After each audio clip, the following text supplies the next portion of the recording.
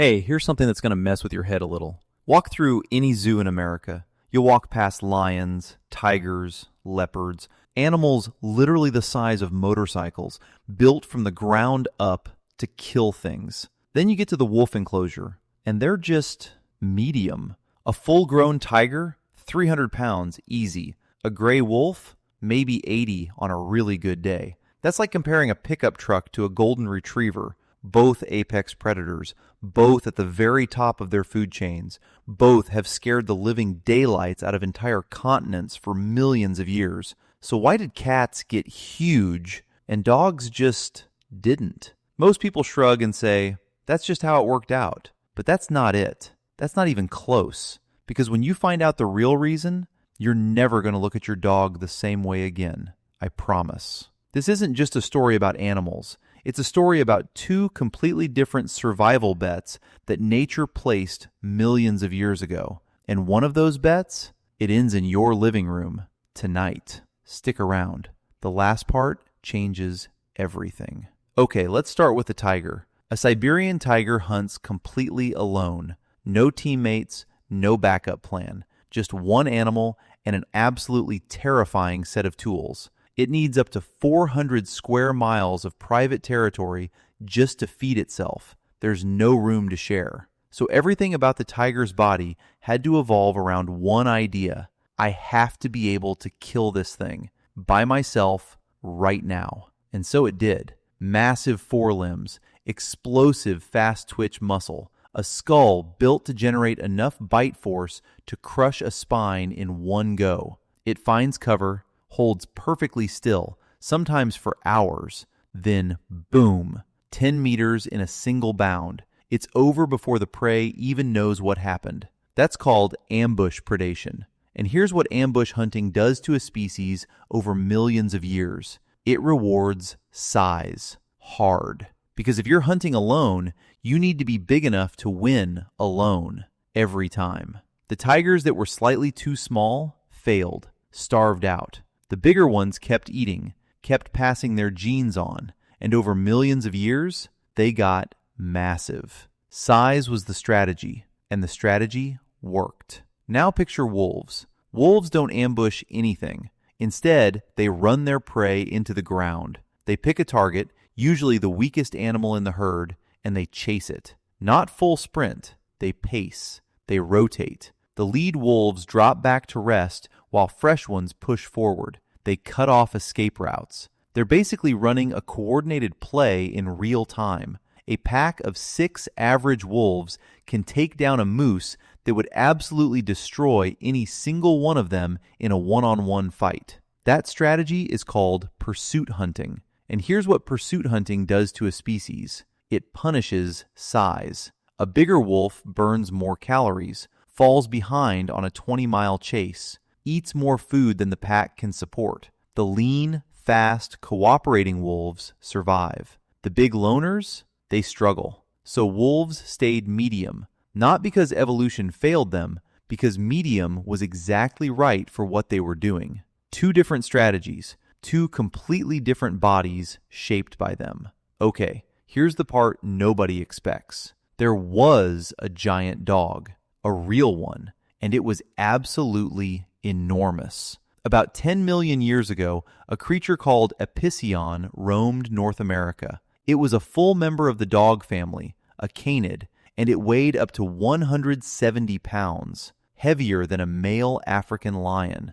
It had a skull built for raw, crushing power, jaws that could crack bone like a hyena. Researchers literally call it the bone-crushing dog. So what happened to it? It went extinct around 5 million years ago, and the reason why tells you everything. Epicyon got caught in the middle. It had pushed toward large size and raw power, but it wasn't quite built like a cat. No retractable claws, no ambush muscle architecture, and it had drifted away from the lean cooperative pack model that made wolves so effective. It was stuck between two working strategies without fully committing to either one. Then the North American climate shifted. Grasslands spread. Prey patterns changed. And Epicyon, carrying all that body mass, needing enormous amounts of food every single week, couldn't adapt fast enough.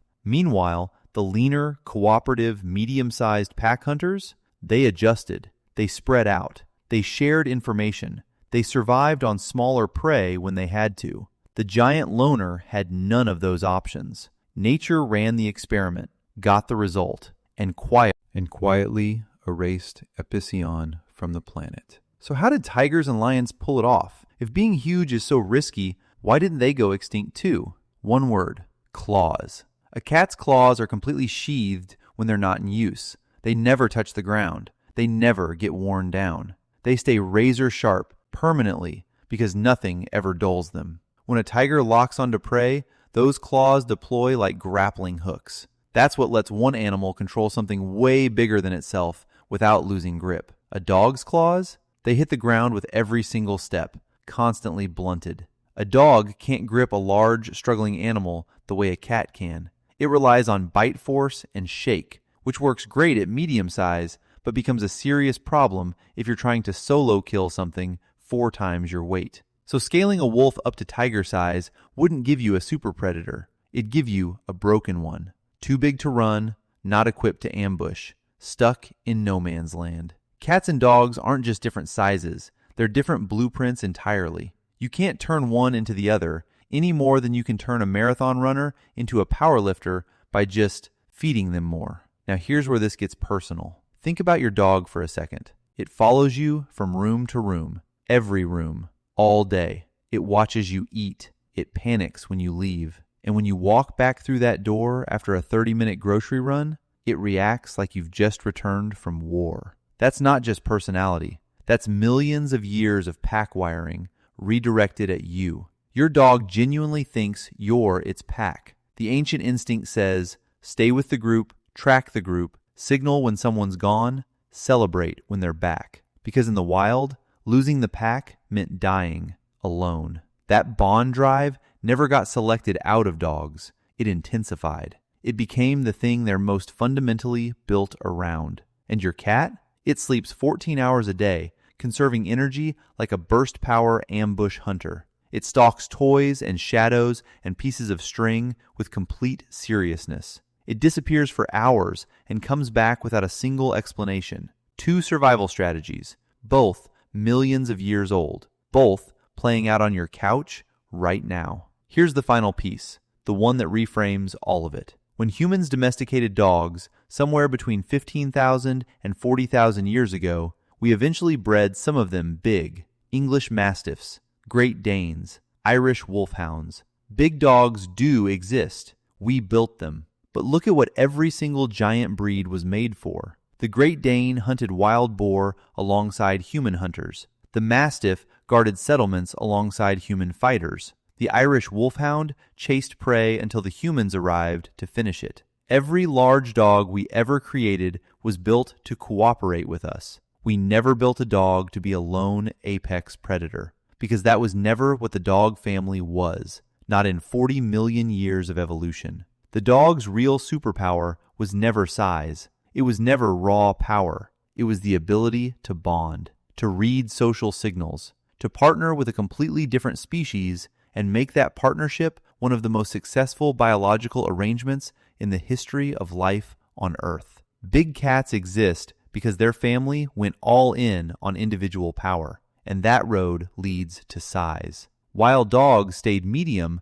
because their family went all in on something else. And when things got hard, when the giant version of the dog tried and failed, it was the ones that stayed together who made it through. The animal asleep at the foot of your bed right now? It's the living proof of that. Millions of years of evolution, all pointing at one conclusion: loyalty outlasts size every single time.